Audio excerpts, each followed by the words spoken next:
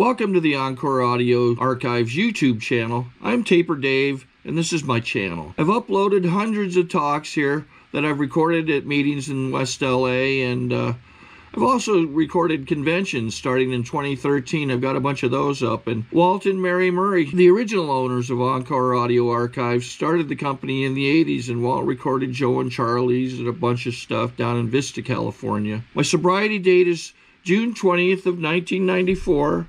I hope you find something you like, so please like and subscribe to my channel and comment down below. If you want to hear something that I don't have or that you don't see, I'll see that I get it. Anyways, take care and have a great day if you want to. Now it is time to introduce our main speaker for tonight, Tami. Yeah, Tami.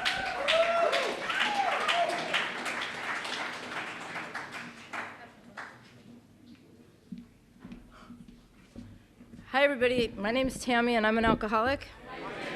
Grateful to God and Alcoholics Anonymous for my life in sobriety today. And I'd like to start by welcoming the newcomers and telling you what they told me 14 years ago when I came into Alcoholics Anonymous. I have 13 and a half years of sobriety.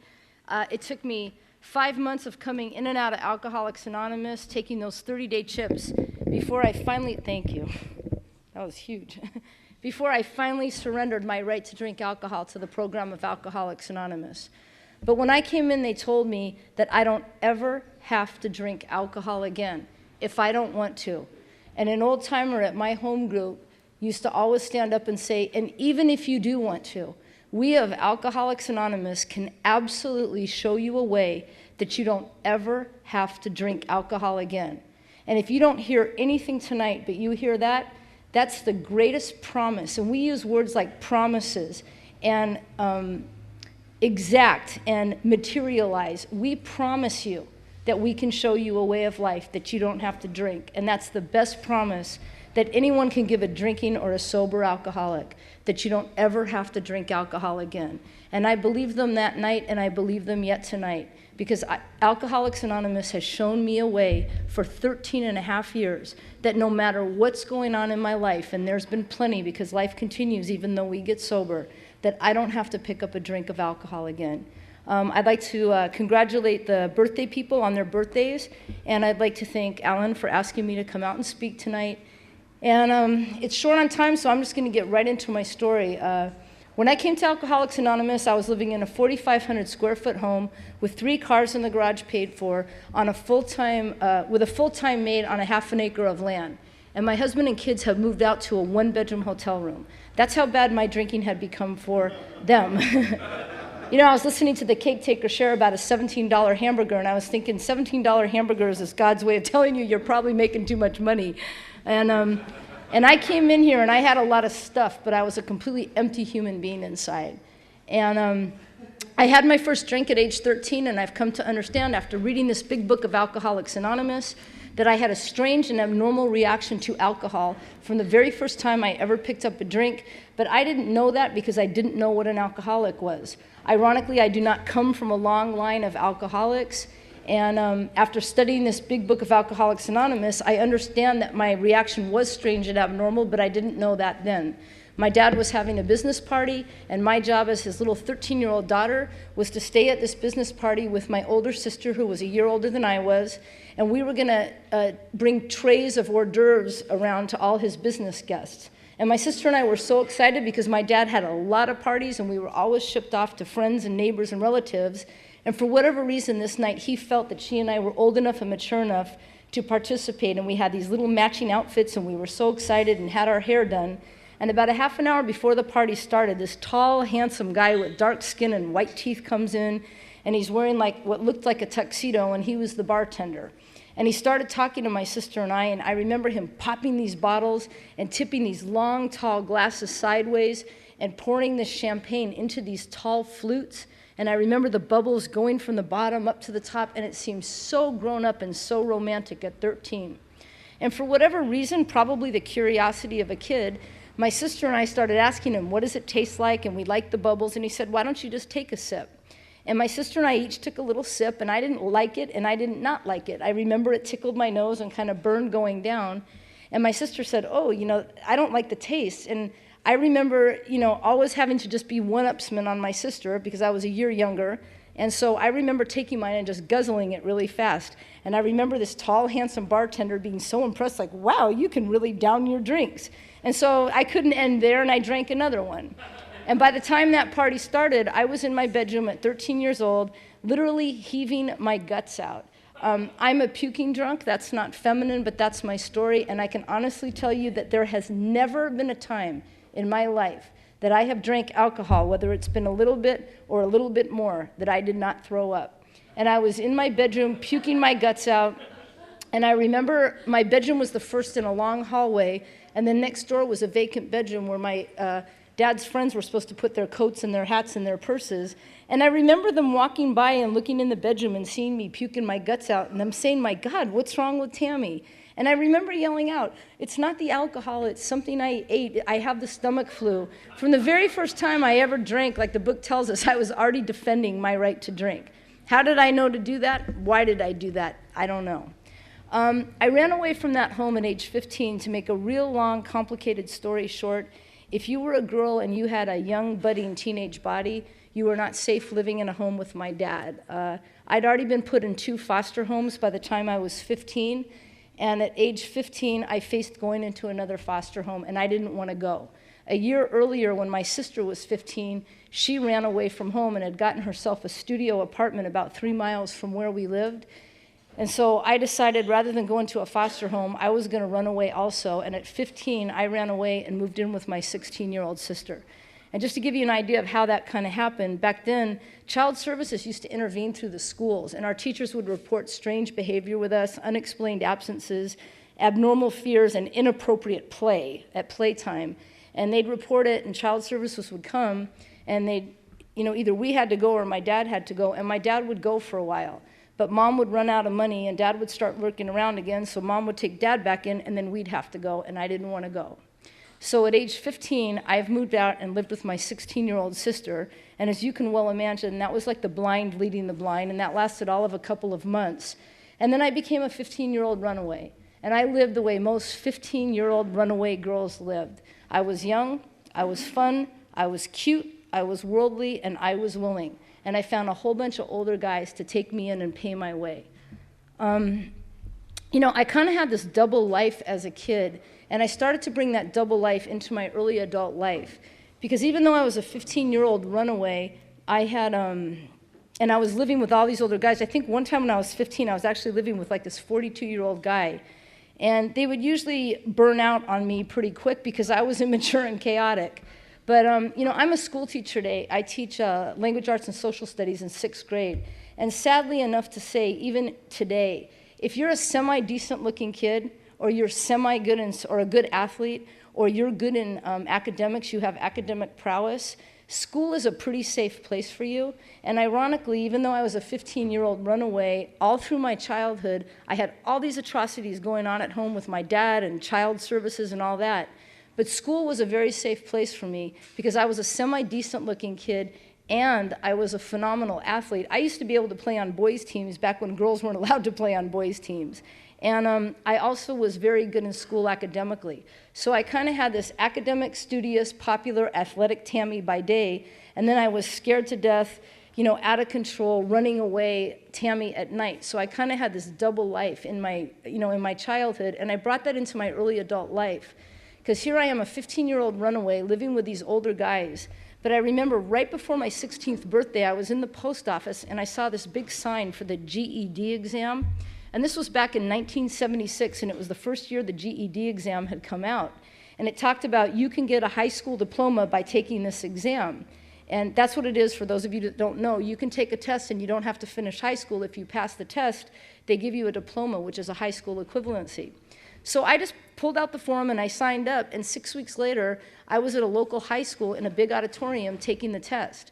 And about 4 weeks after that, I get a call. Actually, I get something in the mail stating that I passed the test, and then I get a call the next day from the Daily News out in the San Fernando Valley where I live, stating that I was the youngest person in the state of California to ever pass the GED exam. I think looking back, I was probably the only person at 16 in the state of California that ever took the exam. And this woman came down from the Daily News to this apartment with this older man that I was living with to interview me. And she had actually had this like little certificate from Mayor Sam Yorty. I think he was like some retired mayor. Yes, now some of you guys are dating yourselves. Stating how proud he was of me. And, back then I had no life and no direction, and certainly I didn't live my life by any type of principles. I just kind of did whatever happened. And so the power of suggestion was a really big thing for me back then. And I remember this woman who looked really smart and really pretty and really well-dressed and really intelligent coming with, a tape recorder and a microphone and someone else. And she started to interview me, and she said, so now that you have your high school equivalency and you're only 16 years old, you will be going to college. And I hadn't really ever thought about that, but she suggested it, and I just remember saying, oh, yeah. And the next day it was in print. So, of course, I had to go to college. So I signed up at the local junior college, Pierce College, out where I live in the San Fernando Valley, and I started taking college courses. And one more time, I started to have that double life because I became academic, athletic, studious Tami by day, and then I'd be drunken, wild, out of control Tami by night, the same life that I knew as a kid. And I remember I would get in those knockdown dragouts with my boyfriends, my older boyfriends, and I remember one guy in particular, we got in this big fight, and he took all my clothes and he threw them in a metal trash can and he poured kerosene on them. And we had like a balcony that overlooked a pool in our apartment complex on the second floor. And he took my clothes, lit them on fire, threw them off the balcony into the pool. And there's my clothes like in a trash can on fire, floating in the pool. And I'm on the balcony screaming and, making a big scene, drunker than a skunk on tequila or something. And all the neighbors are coming out. And I'm like, 16 or 17 years old. And, my older boyfriend's just, be quiet, you're making a big scene. Of course, he lit my clothes on fire. But, that kind of high, out-of-control, dramatic relationships that we know how to have. Anyway, it was while I was living with one of these crazy older guys that I met the man that ended up being my husband for 21 years, Rick. And Rick was an obstetrician. He delivers babies for a living. And he had been divorced about 4 years and moved into our apartment complex. And he ended up being a next-door neighbor with me and one of these crazy guys that I was living with. And I was this real enigma to Rick because he had Wednesday mornings off, and he used to be a runner. And when I'm in my swearing off periods, I'll drink and be in blackouts and puking all over myself, and then I'll go through those swearing off periods that they talk about in this big book. And the next thing, I'm like signed up at a gym, and I'm working out every day and eating brown rice and yogurt for breakfast and taking 15 units and making straight A's, and the only problem is it never lasts more than a couple of weeks. Well, I was in one of my swearing off periods when I met Rick, and so I'm working out and running 10Ks, and we started to run together, and he was my next door neighbor, and I had re-enrolled in college now. I had finished 2 years at Pierce College, and actually ended up like on the dean's list every semester that I was there from 16 to 18, and I got the Chancellor's Award, which is an award that like 1 or 2 department heads give to a student for academic achievement. And at 18 years old, I got that award and actually had an opportunity to have the next 2 years of my college paid for at a state university, and they were going to pay for all my housing, all my books, and all my housing, all my tuition, and my books, and even give me some living expenses. And I did exactly what they talk about in this big book of Alcoholics Anonymous. At my home group, I hear a lot of people get up and share, I'm just so afraid of success. I've come to find in my own story and working with a lot of women that alcoholics are not, or I'm afraid of failure. Alcoholics are not afraid of failure, at least not this alcoholic. I fail really well. Failure is a real comfortable shoe for me. My biggest fear is success. And the big book talks about anytime we're about to grab the brass ring of success, we take it and we pull the whole thing down over our head. So here I am, 18 years old, I've graduated Pierce College, I'm facing a 2-year scholarship with a full ride, everything paid for, and guess what I did? I quit. I pulled the whole thing down over my head and started to live in the chaos again, because success means that I have to sustain something. Success means that you have a level of expectations for me, and society does, and I have to start doing things on a regular basis, and that's too much fear for this alcoholic. So I meet this doctor guy, Rick, and now I'm back in school, and I'm on one of my swearing off periods, and I'm taking microbiology and physiology, and a lot of the courses that paralleled the courses that he took back when he was in medical school. So I was an enigma to Rick because I was like athletic, academic, studious Tami by day, and he used to help me with my homework.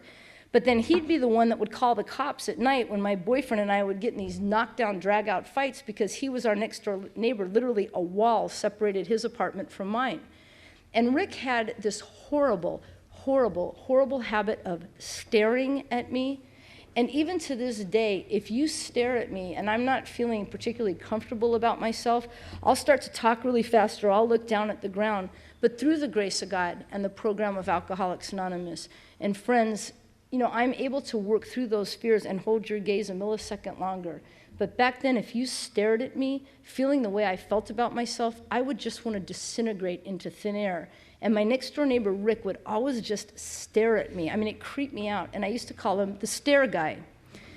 Anyway, I remember one day I ran in the morning with the stare guy, and then he helped me with my homework. Boyfriend came home later in the afternoon. We did some shooters of something, got in one of those knockdown, drag-out fights, started screaming and yelling, and the stare guy next door called the cops. And this is a regular routine, and the cops showed up, and, you know, stare guys standing behind the cops going, "Is Tami okay? Is Tami okay?" And my boyfriend got rid of the cops and got rid of the stare guy, and then he and I went upstairs and did those, you know, all-night passionate makeups, you know, the way we know how to do. We're knocking the crap out of each other at 7 a.m., and at 9 o'clock it's, "Oh, baby, I love you, don't ever leave me," you know, that high-low crap that we do.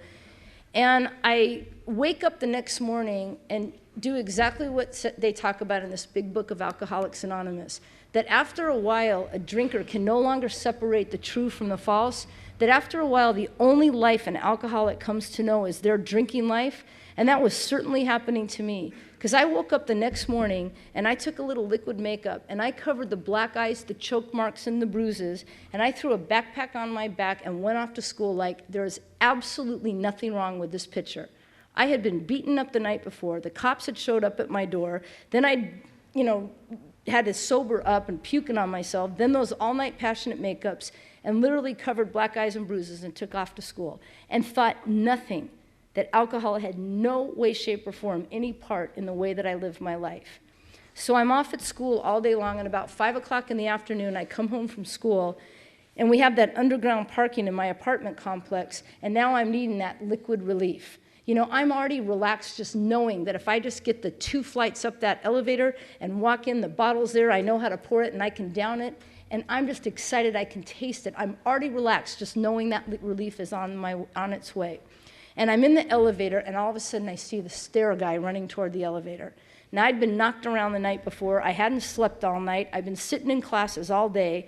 I've got the makeup's wearing off and the bruises are showing. The stare guy knows I'd been beaten up the night before, and the last damn thing I want to do is get stuck in the elevator with him. So I'm like pushing that closed door button, and the next thing I know, that hand just wedges and the door opens, and I'm in the elevator with the stare guy. And the stare guy took my chin, and he lifted it and held up my chin so I couldn't wiggle away. And he looked right down into my eyes with those beautiful brown eyes of his, and he said, "My God, Tami, what is it about you that makes you feel that you deserve to live like this?" And man, I thought like I had a friggin' neon sign on my forehead and that he could see right down into my innermost soul. You know, I was a 15-year-old runaway, and I used a lot of cussing and a lot of inappropriate sexual humor, and I dressed in a way that always kind of kept men either going this way or being defensive, because the truth is if I was ever just me, you might be able to see just how really scared and empty I was. So I always had to do something to make myself just a little bit something. And for whatever reason that day, I just relaxed and I broke down and I went into the stare guy's apartment and I just talked to him. And now looking back, I can see it was God's grace because I let down my guard for maybe 20 minutes. And I told that stare guy the cry of every drinking alcoholic. I told him where I came from, and I told him about my dad, and I told him about my childhood, and I told him one day I'm going to get an education, and one day with that education I'm going to get a job, and I'm going to have a nice house, and I'm going to have a good car, and I'll never have to live with these abusive men, and one day, and one day, and one day, because the cry of every alcoholic is we don't want to look at today and what's really going on in our life, but one day it's going to all be okay. And I broke down, and I didn't cuss, and I wasn't inappropriately sexual with him. And I didn't play the mind games that I used to play. I just broke down and cried, and I let the stare guy hold me. And the next morning, I woke up, and I felt that fear that they talk about in this big book of Alcoholics Anonymous. That fear that comes in 100 different forms. That fear that guides an alcoholic's actions, an alcoholic's behavior, and an alcoholic's thought. And I did the only thing an alcoholic knows how to do when they feel that fear, and they don't have a higher power that they can pray to and say, God, please just help me with my fear. And they don't have a close friend like Patrick that they can come and just talk those dumb fears through with. And I did the control thing, and I married the stare guy 3 weeks later because I had to control him. He saw my pain. And hence he qualified for Al-Anon.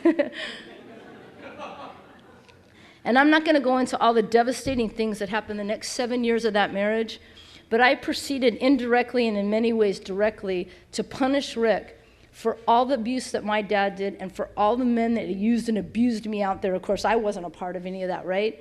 And I proceeded to punish him for any injustice that had ever been done to me by any men. And it was a miserable 7 years, that first 7 years of that marriage. And he, for whatever reason, put up with that. However, that marriage produced 2 children. And today I have a daughter, Chelsea, that's 20, and my son, Alex, is 19. And through the grace of God, for whatever reason, when I became pregnant, I had a condition called hyperemesis, where I was so sick all the time, physically sick, throwing up. I couldn't keep any food down, but I also could not stand the smell of coffee, of perfume, or alcohol. So I went 9 months pregnant with my daughter, and I could not pick up a drink. And about 6 weeks, I was breastfeeding my daughter, and I wasn't producing breast milk. And my ex-husband always hates me sharing this, but I went back to my doctor, and I said, I'm not producing breast milk anymore. And he said, you know, before I give you a shot to bring down your milk, we better make sure you're not pregnant. I said, not pregnant, I just had a baby like 6 weeks ago. Suffice to say, I was pregnant with my son. And you're like supposed to wait 8 weeks, so my ex-husband always hates me sharing this from the podium. And I went another 9 months, puking my guts out, and I could barely keep food down, and I could not stand the smell of coffee, of perfume, or of alcohol. So I literally went 18 months straight where I could not pick up a drink at all. And you of Alcoholics Anonymous never had to convince me that this disease is progressive whether you drink or not, because about 6 weeks after my son was born, I remember waking up one morning and I looked at this little 1-year-old daughter, and now I've got a brand new newborn son, and they were these 2 completely dependent human beings looking at me for something, and I was totally aware that I had absolutely nothing to give these 2 little kids. And I picked up a drink to just get my mind off these crazy thoughts I was having of what the hell am I going to do with a 1-year-old and a newborn. And I would say within 1 month, I was around the clock drunk. And to give you some idea of the way I drank, I used to keep a big bottle of vodka underneath my bathroom counter. And every morning I would wake up and lock my door. And I had this long blonde hair, and I'm a puking drunk. So I used to have to take my long blonde hair and wrap it up and stick it in a shower cap. See, the women are all nodding their heads. They know exactly about that. Because the barf particles bounce off the toilet water and they get into your hair and you have to pick it out. And I was so obnoxious. I had this like plastic shower cap for the winter, and then I had a lighter linen one for the summer. So I would put my hair up in this shower cap. Then I had an old sweatshirt of my husband's that I had cut the neck out of because the barf particles that bounce off the toilet water in your hair also get all over your clothes. Then I'd take a toothbrush with toothpaste, and I'd put the toothpaste on the toothbrush and lay that down on the counter. Then I would pull out the bottle, and I'd uncap it and plug my nose, because if I smelt it, it would make me start to puke before it took effect. I'd down it as quickly as I could. I'd recap the bottle. Then I'd take the toothpaste with the toothbrush, and I'd brush my teeth and brush my tongue, because God forbid I tasted it and it made me throw up before it took effect. Then I would slowly just release my fingers and pray that it would burn going down and warm up my whole chest and give me that goofy feeling in my head. And I would turn around and throw the whole thing up. And every morning, my 2- and 3-year-old, Mommy, are you throwing up again? And if that isn't insane, I don't know what is. And to give you some idea of the effect that alcohol had on me, toward the end of my drinking, my pre-Al-Anon husband had this brilliant idea that I'm drinking around the clock. And so he hires this full-time housekeeper to come and take care of the kids, because I'm now got a whole lot of money, a whole lot of free time, and a bad drinking problem. And that's like suicide for an alcoholic. So he brings in a full-time maid to take care of the kids because I'm not getting out of bed and feeding those kids and taking care of them. Well, like most women, I find the women I sponsor, eventually our drinking starts to take like violent proportions. And I started like breaking glass and throwing things. I never laid a hand on my kids, but I had this affinity for the sound of shattered glass. So my husband now doesn't want to leave the kids home with me in case I hurt them or myself. So he leaves the housekeeper to stay home with me and makes arrangement that my kids go out to full-time daycare so mom can have a whole day of drinking. And he would deliver babies all night long.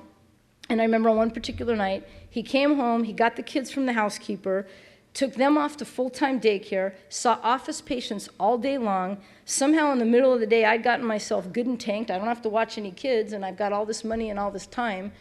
And I got on the roof of the 2-story house that we live in out in Chatsworth. And around 5 o'clock in the afternoon, he picked up the kids, and he's from daycare to bring them home, and he's driving home, and there's mom, like on the roof, you know, wild and drunk.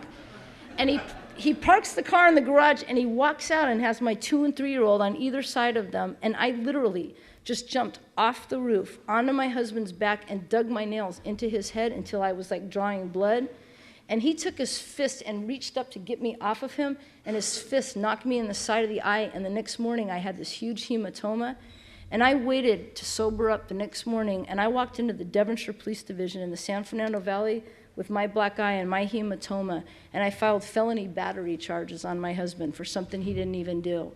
And those detectives walked into his office on a Monday morning, and he had worked for 18 years at Northridge Hospital with an impeccable record before he ever married my drunken butt. And they went into his office with a waiting room full of women that had been going to him for years, and they slapped handcuffs on him and took him off to jail. That was the only sober parent that my 2 children had. That's what I do when I drink alcohol, folks. That's the effect that alcohol has on me. It was very shortly after my husband spent that night in jail that he found this horrible group called Al-Anon. And I'm an alcoholic that is deeply indebted to and have a high regard for Al-Anon because they took away my greatest enabler and they gave me back a husband and they gave my children back a father. But God, I hated those Al-Anons while I was drinking. And he used to go to these Al-Anon meetings, which is like 50 women and him, you know, and I used to call him his, oh, poor Dr. Rick harem party. And I remember one time he came home and he looked at me in the eye, and I had been drinking. And he said, Tammy, you can go to hell in a handbasket if you want to, but you are not going to take Chelsea and Alex and I with you anymore. And I saw something in his eyes, and I felt that fear one more time that they talk about in this big book of Alcoholics Anonymous. That fear that controls an alcoholic's actions and an alcoholic's behavior. And one more time, I did the only thing an alcoholic knows how to do when they feel that fear, and they don't have a higher power that they can pray to for strength, and they don't have friends that they can just come and talk those little fears through with. And I got in my BMW, and I went down to the liquor store, and I bought a huge bottle of vodka, and I put it between my legs, and I plugged my nose, and I uncapped it, and I downed it as quickly as I could.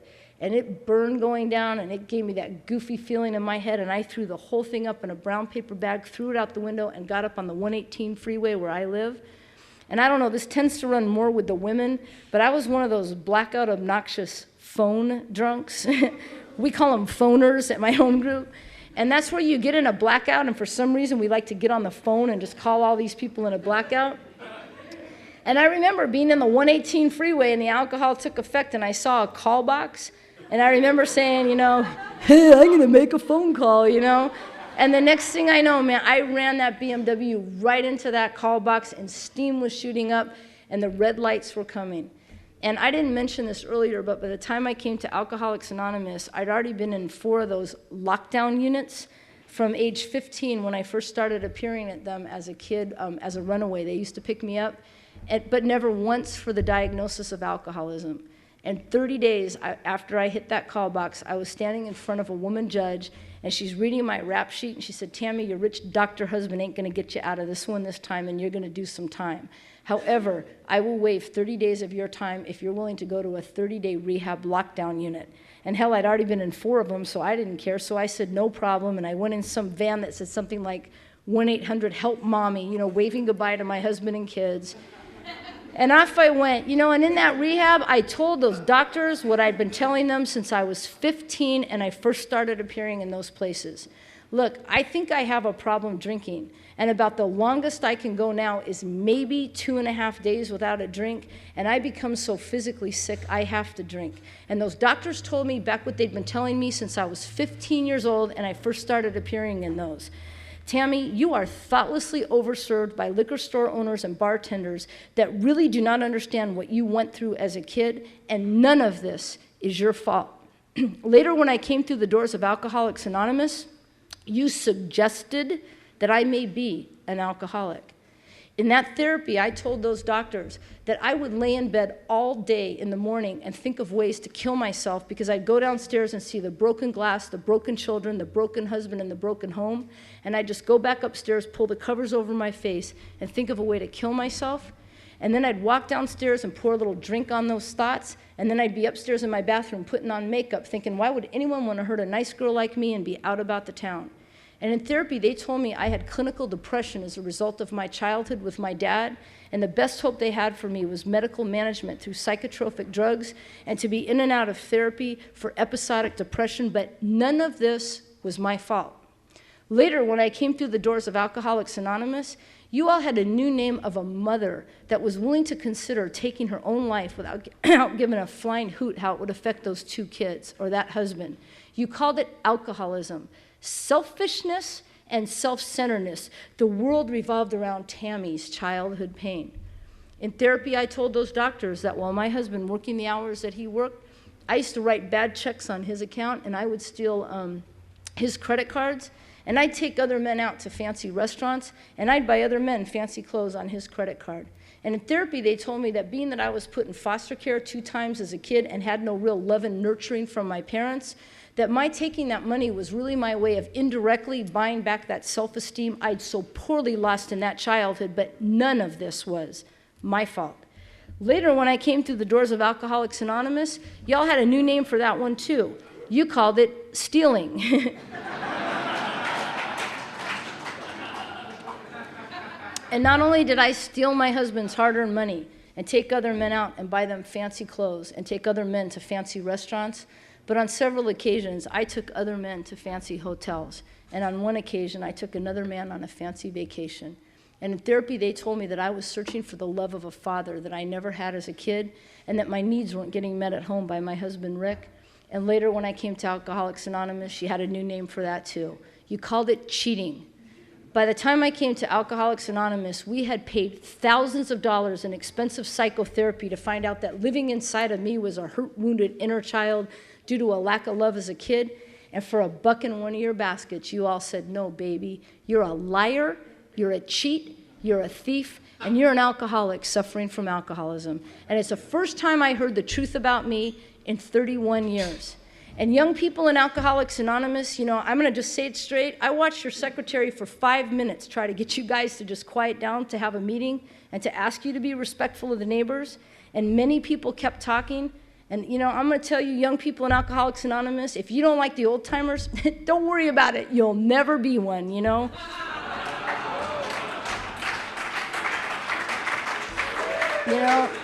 Because I'm going to tell you something. As long as there was someone allowing me to behave the way I behaved, you'll damn near die drunk if you're an alcoholic of my type. And these old timers, my boyfriend Patrick has 25 years, and I'll tell you something, the first 13 years of my sobriety, these guys, they really kicked me in the butt. And I am grateful to the old timers that cared more about my life and my personhood than they did about my feelings. And now that I've got a little bit of time on the program, it hurts to tell someone the truth. I'll tell some girls something as I see it because I can never give away what was given to me in Alcoholics Anonymous, because if I could, I would give it to my 18-year-old son that's struggling with a pretty serious marijuana addiction right now. But all I can do is pass it on. And no one ever patted me on the back or let me act inappropriately or dress inappropriately or make a mockery of myself in the program of Alcoholics Anonymous. And when I have to talk to some of the girls I sponsor, it doesn't feel well. You tell them the truth, because acute alcoholism absolutely hates the truth. And it will get you to do everything you can to defy it so that it can still have control over you. And you know, I'll tell the girls the truth as I see it, and then they go back to my home group and they talk with their little brat pack, and then they're all whispering about you. But you know what? This is a life and death program, and those old timers gave me no leeway. And I'm going to tell you, I was able to raise my children. And I'll never forget my last drink as long as I live, because I stood at a meeting and I took my 5th 30-day chip with my low-cut top and my high-cut shorts and went out on the parking lot to flirt with you men. And I got a call from my husband, and I had failed to mention to you that I hadn't seen my husband and children in 67 days because Al-Anon and the courts had rightly convinced him to get them away from their drunken mother.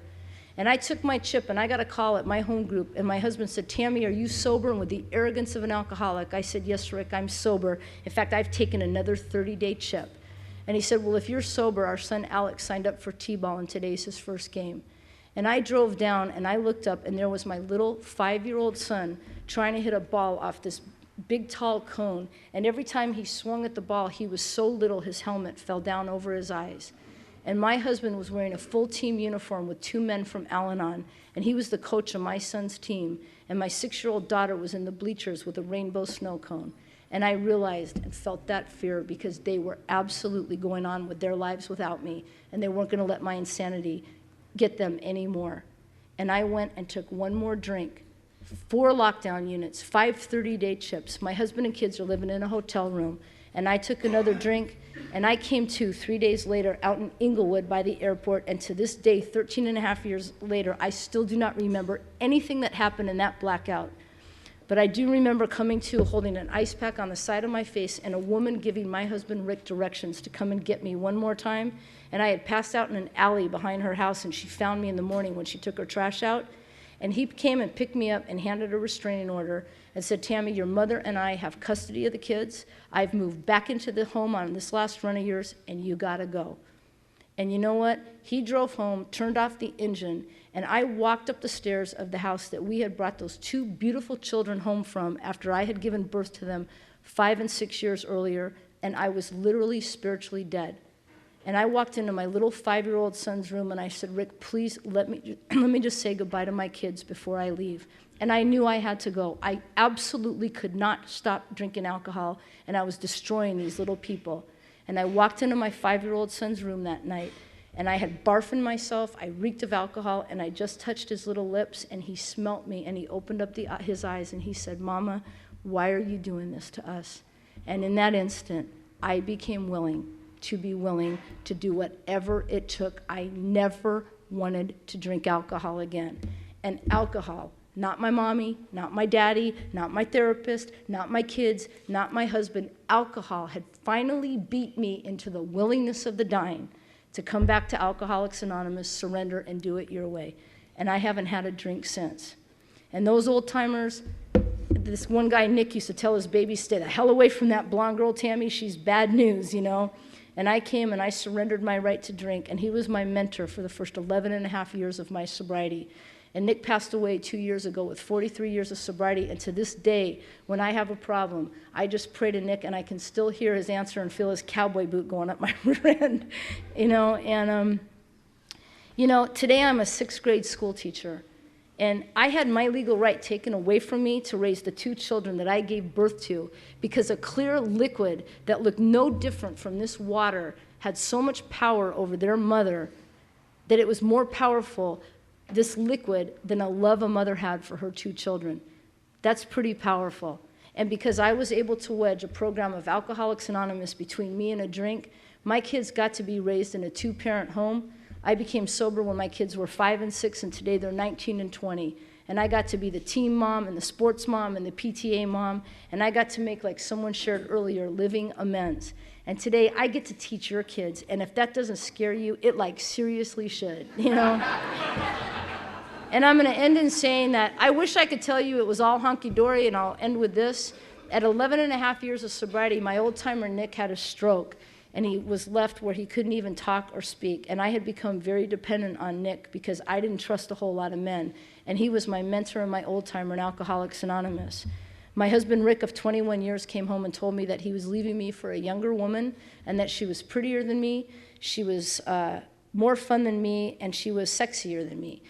And then my son Alex fell really hard to an addiction, and I had to have him sent away out to Utah for a year to get him away from his friends and the lifestyle he was living. And so I lost my husband, my old timer, and my son all within 3 months of each other, and those were my 3 top guys, and I thought I was going to die. And I wish I could tell you that I came into the program and I worked with others and I read the book and I talked to you guys and I went into bed and I sucked my thumb and I got into a depression that I don't wish upon my worst enemy. But thank God I'd been coming around for 11 and a half years, and people got to know me. And my friend Patrick, I live with Patrick now. That was ironic, but Patrick had 25 years of sobriety, and he came and he said, you know, Tami, what is going on?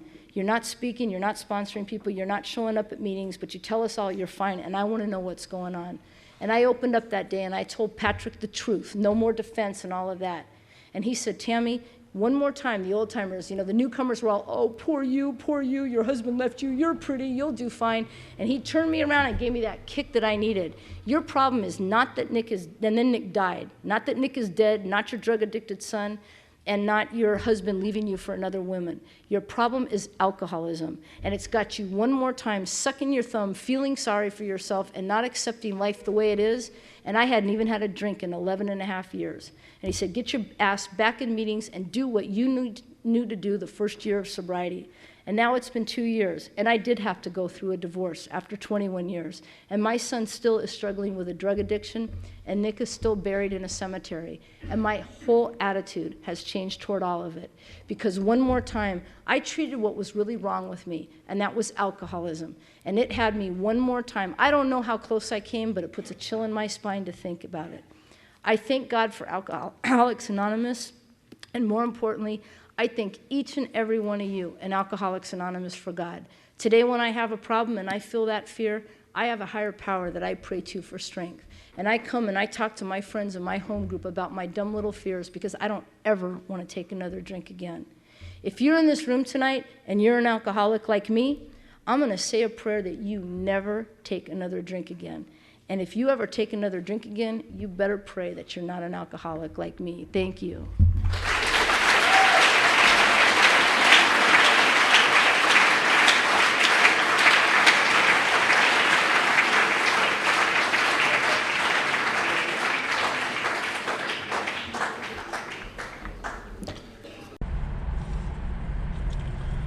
Okay, this is how I prepare my drone for launching.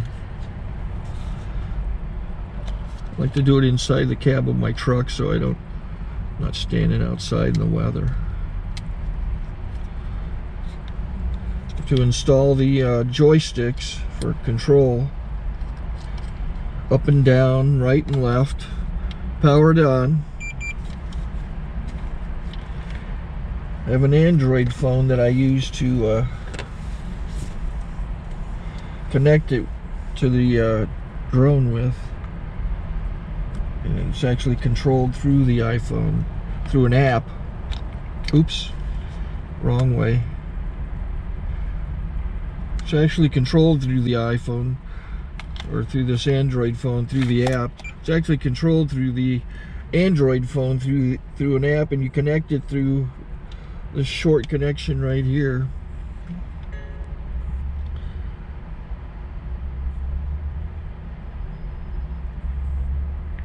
Remote control connected.